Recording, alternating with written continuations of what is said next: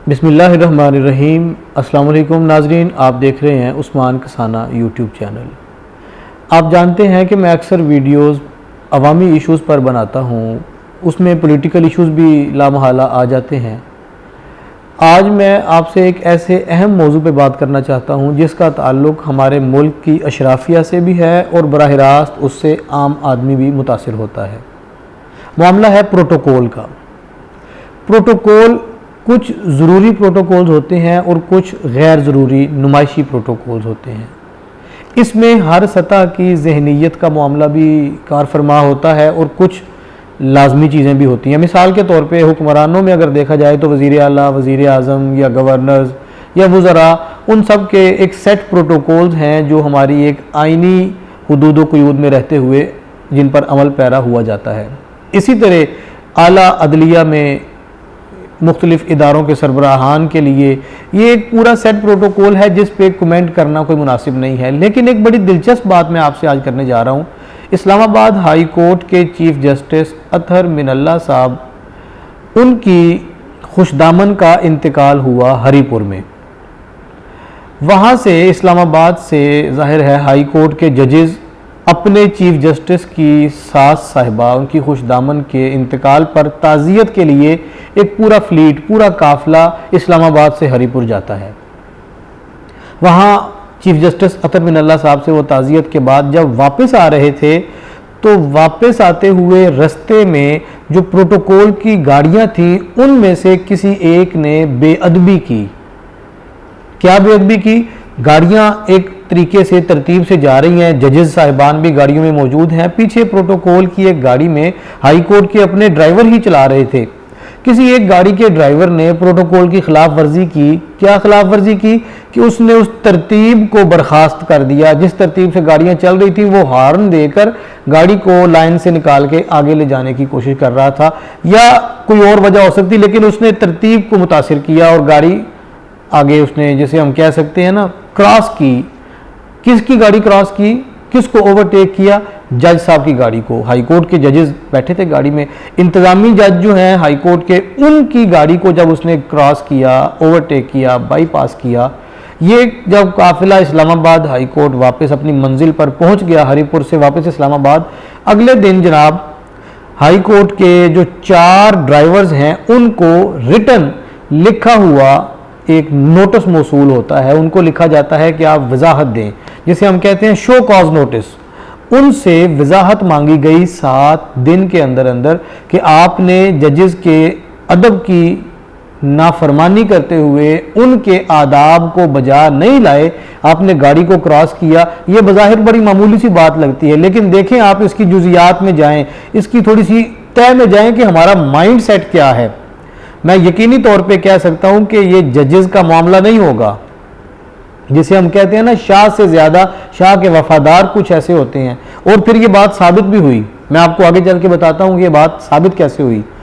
उन 4 ड्राइवर्स को जब ये नोटिस मौसूल होता है कि आप वजाहत दें कि आपने ये हॉर्न क्यों दिया, आपने गाड़ी को ओवरटेक क्यों किया, तरतीब लाइन क्यों ख़राब की, प्रोटोकॉल की खिलाफ वर्जी क्यों की। 7 डेज, 7 दिन है आपके अंदर अंदर। इस हुक्म अदूली की अगर आपने जसारत की तो फिर आपको तदीबी कार्रवाई का सामना करना पड़ेगा।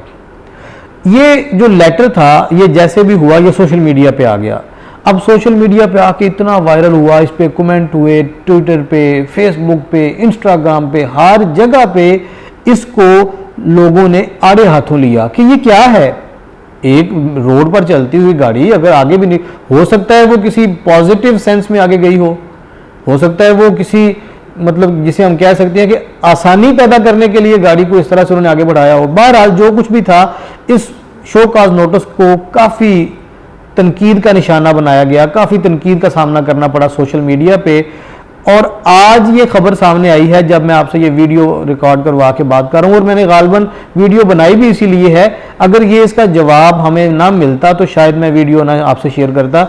आज जब चीफ जस्टिस अतहर मिनल्ला साहब अपनी कोर्ट में पहुंचे हैं, ज़ाहिर है वो हरीपुर में थे 1-2 दिन अपनी सास साहिबा के इंतकाल की वजह से। पीछे ये कार्रवाई हुई, ये नोटिस हुआ, फिर ये सोशल मीडिया पे आया। जब ये बात चीफ जस्टिस अतहर मिनल्ला साहब के नोटिस में आई, उनके इल्म में आई, उन्होंने ये शो काज नोटिस वापस करवा दिया है।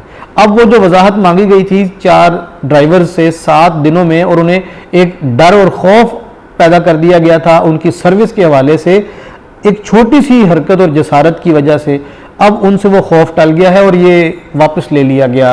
ये जो नोटिस था, ये जो ख़त उनको वजाहती एक तंबीहनामा भेजा गया था कि आप बताएं कि आपने ये क्यों की बेअदबी।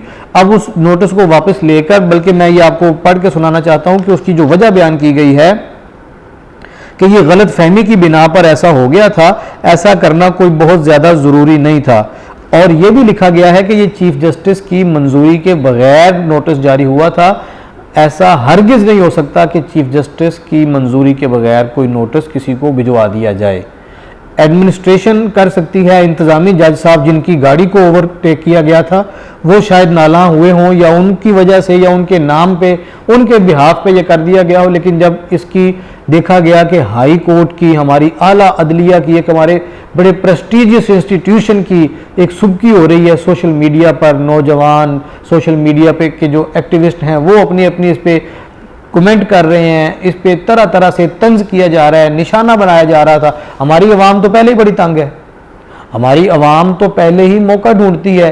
परेशानी इतनी ज़्यादा है कि आप जितनी मर्जी अर्जेंसी में मेन रोड पे, सड़क पर, शाहराह पर कहीं जा रहे हैं, अचानक से बैरियर लगा के बंद कर दिया जाएगा, अचानक से रेड लाइट को ऑन कर दिया जाएगा कि बस जी आपकी गाड़ी आगे नहीं जा सकती, आगे फलां फलां फलां शख्सियात के काफ़िले गुजर रहे हैं। ये एक मामूल है हमारे मुल्क में, लोग इससे बहुत उकताए होते हैं, बहुत तंग आए होते हैं। वो लोग जो आपके प्रोटोकॉल का हिस्सा हैं, वो ड्राइवर्स जो अपनी महारत की वजह से आपके इन प्रोटोकॉल्स को अकोमोडेट करते हैं, इनको अप्रोप्रिएट अंदाज में लेके चलते हैं। अगर किसी एक ने हॉर्न बजा दिया है, अगर कोई प्रोफेशनल ड्राइवर है वो ये समझता है कि हॉर्न पे तो वैसे भी हाथ आ सकता है, ज़ोरदार हॉर्न बजा और गाड़ी ओवरटेक कर लिया, लो जी शो काज नोटिस, जवाब दो कि आपने ये बेअदबी क्यों की, आपकी गाड़ी आगे क्यों गई। ये इंतहाई बचगाना हरकत थी, बड़ी नामुनासिब हरकत थी जिस किसी ने भी की। लेकिन हमारी मुअज़्ज़ज़ आला अदलिया उसके वक़ार पे और उसकी एक जो प्रेस्टीज है उस पर जब तंज होना शुरू हुआ, जब ये चीफ जस्टिस साहब के इल्म में बात आई, तो उन्होंने फौरी तौर पे इस पर एक्शन लेते हुए इस नोटिस को वापस कर लिया है। अब जब ये नोटिस वापस हो गया है तो ये नोटिस बहुत सारी चीज़ें वाजे कर गया है कि हमारे इदारों में क्या और कैसे चलता है। चीफ जस्टिस साहब की मंजूरी के बगैर किसी को यूँ नोटिस नहीं किया जा सकता, और फिर ये गलत फहमी की बुनियाद पर हुआ। ये कानूनी तौर पे तो शायद तहफ़्फ़ुज़ दे सके या कानूनी तौर पे तो इस बात को सुलझाया जा सके कि ये गलत फहमी की बुनियाद पर ऐसे हो गया था। भला ऐसा गलत फहमी की बुनियाद पर भी हो सकता है कि आप किसी को कोई नोटिस दें ऑफिशियल सरकारी मोहर के साथ और वो गलत फहमी की बुनियाद पर हो? ऐसा भला कैसे हो सकता है? इसका मतलब ये है कि हमारे यहाँ गलत फहमी को भी इस्तेमाल किया जाता है। बहरहाल ये नोटिस वापस होने से अदलिया और हमारे मुअज़्ज़ज़ इदारे के वक़ार में बहुत ज़्यादा इजाफा हुआ है।